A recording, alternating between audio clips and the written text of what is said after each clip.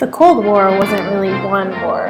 It was more like a series of slap fights between the US and the USSR. After World War II, the two superpowers basically hated each other's guts. Maybe because President Truman forgot to tell Stalin about the A-bomb? Oops! Stalin stayed mad about it for a pretty long time, and so the US and Russia fought a series of proxy wars.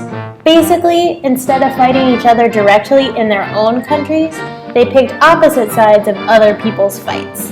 Real mature. They tried to make it sound all noble by saying it was about ideologies and making the world safe for humanity. The US wanted everyone to be capitalists, and so they outlined a policy called containment, which was a misleading name since really its goal was to kill communism with fire. The Soviet Union wanted everyone to be communist. The US was super panicked about this idea since they believed in the domino theory, which said that if one country became communist, all the countries around it would become communist. If only that worked with chocolate. But as with communism, it also doesn't work with chocolate.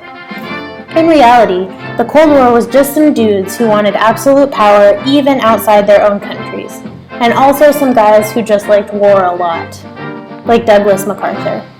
That guy was but more on that later.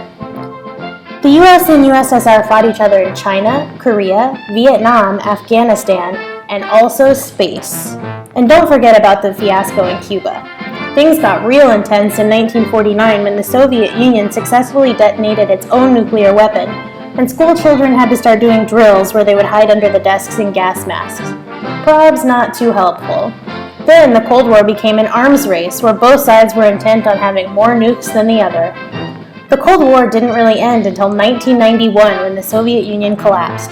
That means this 44-year fight didn't end until one of the participants died.